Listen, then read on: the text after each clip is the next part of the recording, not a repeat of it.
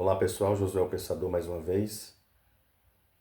Falar um pouco hoje nesse vídeo sobre a caquistocracia, que é o governo dos corruptos e dos ignorantes. Isso tem um nome, caquistocracia. Governo dos corruptos e dos ignorantes. Nós temos regentes, autoridades, chefes de Estado, primeiros mandatários, né, totalmente despreparados, pessoas que não conhecem a própria história, pessoas que sequer gostam de ler, como já afirmou o nosso presidente atual aqui no ano de 2025, que ele não gosta de ler. E ele relatou uma certa vez que quem proclamou a República foi Floriano Peixoto, sendo que Floriano Peixoto foi o segundo presidente do Brasil e o primeiro vice-presidente do Brasil. Então nós temos no poder políticos despreparados, chefes de Estado que não conhecem a própria história, não conhecem o seu povo, não tem noção nenhuma de filosofia, história e nem de economia. Não sabem sequer dar nome à própria moeda do seu país, porque não conhece o lastro da sua própria moeda. Aqui no Brasil, por exemplo, nós já tivemos o nome da nossa moeda, já foi Cruzeiro, Cruzado, Cruzado Novo, Cruzado Velho, URV, Unidade Real de Valor e Real. São as que eu me lembro. E réis, né? Acho que a mais antiga é Conto de Réis. E nós nunca tivemos uma moeda com base num recurso natural, com lastro. Por exemplo, aqui no Brasil nós poderíamos ter uma moeda com o nome nióbio, lastreada no próprio nióbio, que é um recurso natural que nós temos no Brasil, e o Brasil detém 98% desse recurso. Então, se nós tivéssemos um governo realmente preocupado com o seu povo, com a sua nação, com a sua pátria e com a sua economia, nós teríamos uma moeda baseada no próprio recurso natural do país, que poderia ser o nióbio ou o quarkson, mas aqui no Brasil é o nióbio mesmo, que é um recurso natural que o Brasil detém 98% desse recurso. E outra prova de que o Estado trata os seus cidadãos como insignificantes é que a moeda poderia fazer referência aos cidadãos, por exemplo. Eu nunca vi uma moeda com o nome de vassalo, ou, por exemplo, 10 plébios. Né?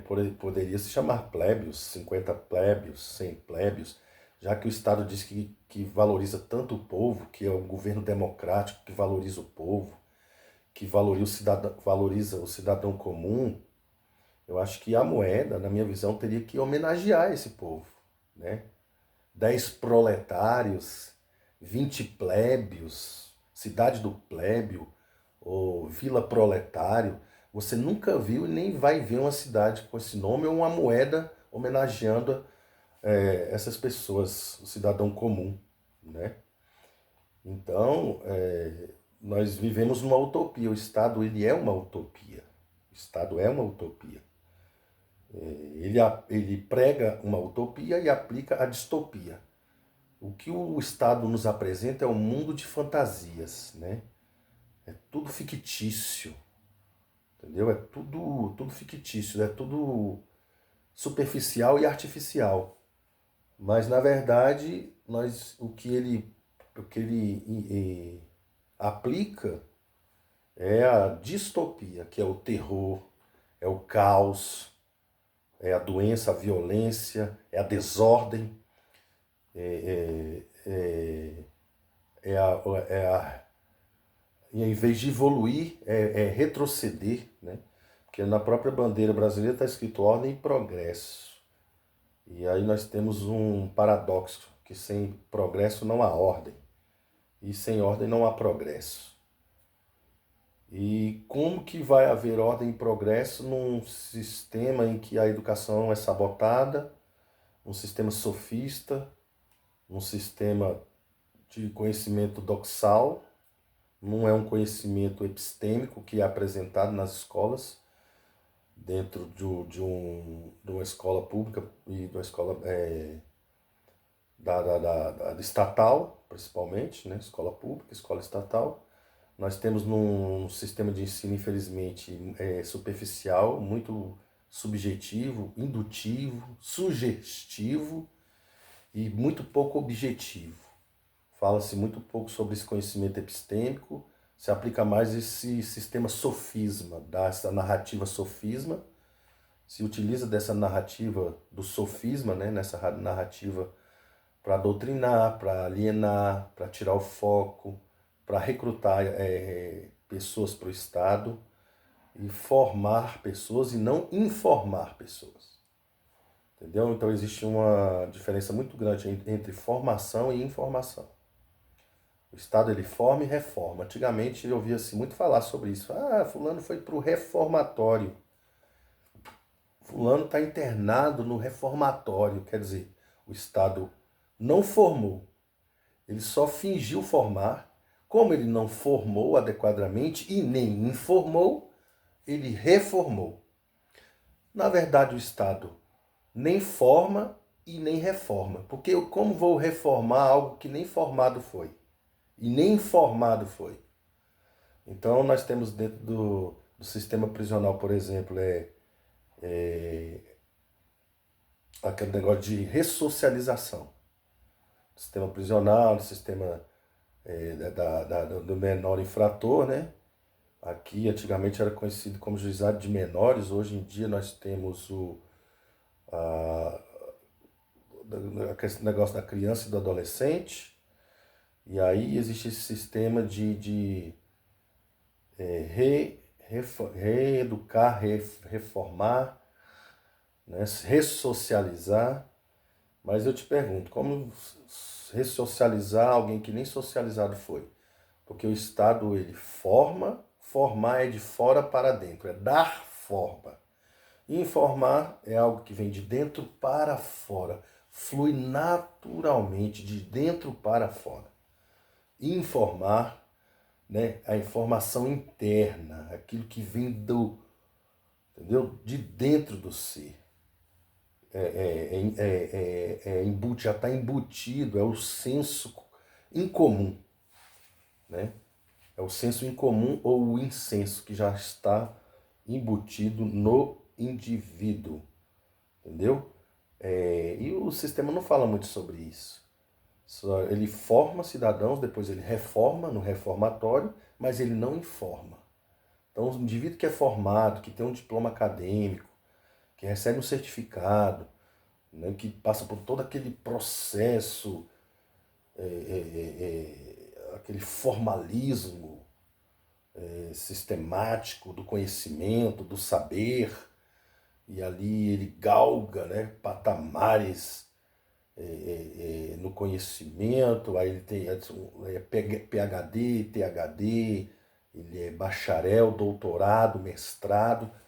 E eu não estou dizendo aqui que não seja necessário o indivíduo se formar, mas ele precisa também se informar. Mais do que se formar, os cidadãos precisam ser informados. E informado com conhecimento epistêmico, com a verdade, com a razão pura, né? Com a verdade absoluta.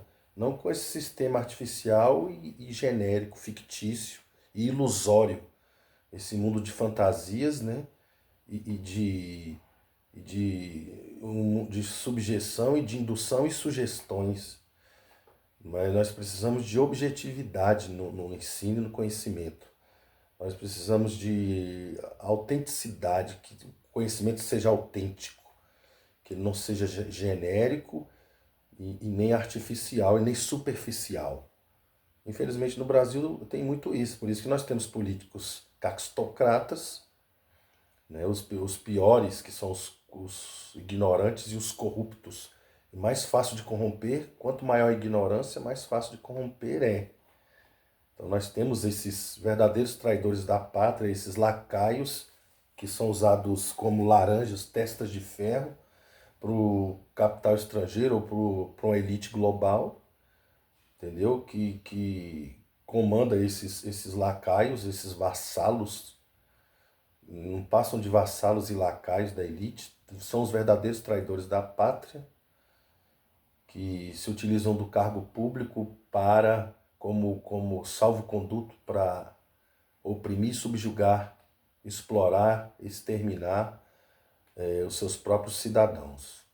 E o maior crime contra a humanidade justamente começa dentro das escolas, dentro da sala de aula, quando não é repassado o conhecimento verdadeiro, o conhecimento epistêmico, incentivar o pensador livre, o autodidata, incentivar a criança a questionar, a confrontar, a comparar, a duvidar, a apresentar as suas ideias, a sua visão de mundo, as suas perspectivas, apresentar soluções, não só observar os erros e as mentiras, mas também apresentar soluções.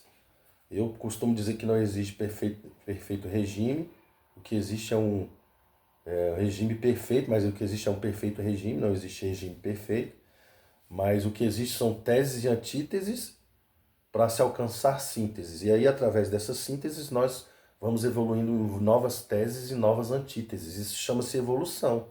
Isso na filosofia é evolução, né? Tese, antítese, síntese. E aí a gente não estaciona não a síntese. A gente apresenta novas teses, novas antíteses até chegar a novas sínteses.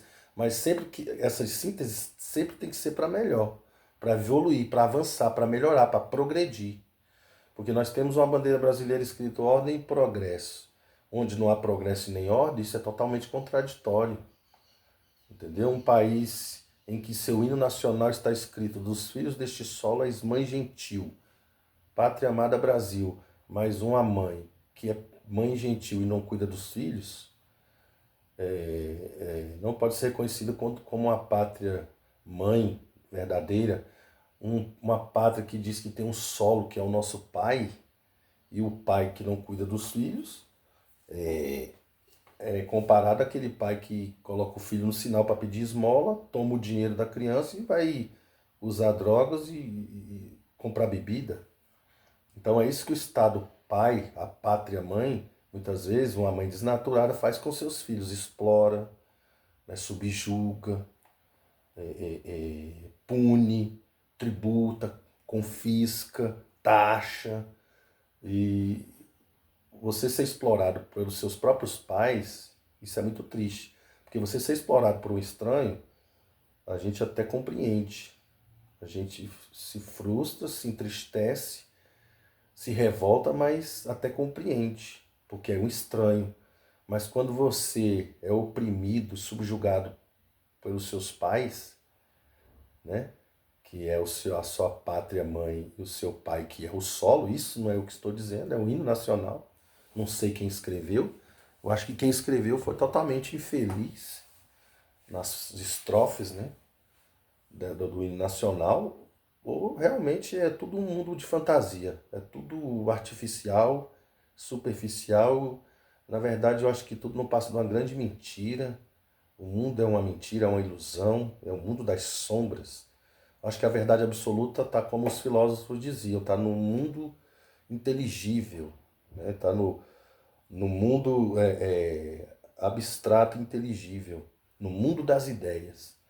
E dentro da filosofia tem que se apresentar isso nas escolas. O que é doxa? O que é sofisma? Tem que falar isso para as crianças. O professor de filosofia tem que falar isso dentro da sala de aula, não só na escola privada, na, na, na, no, na, lá no patamar acadêmico, dos grandes mestres e doutores da filosofia, mas dentro da escola do ensino fundamental, tanto pública quanto privada, tem que se falar o que é doxa, o que é episteme, qual é o conhecimento verdadeiro, por que existe o sofisma e o sofismo, por que o conhecimento é vendido e monetizado, por que ele é sistematizado, por que nem todos podem ter alcance, por que nem todos podem alcançar o conhecimento, por que existe nível superior para oprimir e dominar outras pessoas e tratar os meus iguais como indiferentes, como inferiores. Isso tem que ser falado dentro das escolas. Então, por isso que nós não saímos desse país caquistocrata e ilusório, dessa utopia e dessa distopia chamada Estado.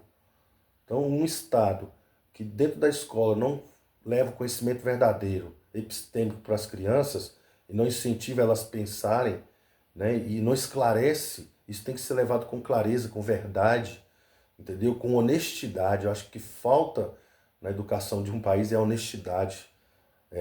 no quesito saber. Como lidar com o saber, compartilhar conhecimento e informação, principalmente com as crianças, começando de berço, né, no ensino fundamental, na pré-escola, falando sobre esses assuntos filosóficos, de doxa, de episteme, sofisma, de sofismo. Por que, que existe essa narrativa sofisma? Para se beneficiar uma elite, um grupo, uma ideia, entendeu? Ou um grupo, e onde fica a ética dentro? Porque dentro da ética filosófica, que a ética, a razão, na filosofia são os três pilares da filosofia: a ética, a razão e lógica. Então onde é que fica a ética filosófica em se vender conhecimento, se vai contra os próprios princípios filosóficos, o ato de se vender e comprar conhecimento? E é sofismo. E Sócrates foi acusado de corromper a juventude porque distribuiu o conhecimento gratuitamente, e o conhecimento verdadeiro, o epistêmico, a verdade pura, a razão pura. Ele acessava o mundo das ideias, o mundo inteligível, e nada que é aparente o iludia. É isso que nós temos que prestar atenção. Tem que haver esse despertar da consciência. Temos que expandir a nossa consciência e não deixar o mundo das sombras, o mundo aparente, nos iludir, nos enganar. Mas temos que ir a fundo, aprofundar no conhecimento e no saber, na essência das coisas. Entendeu? Então a escola ela tem que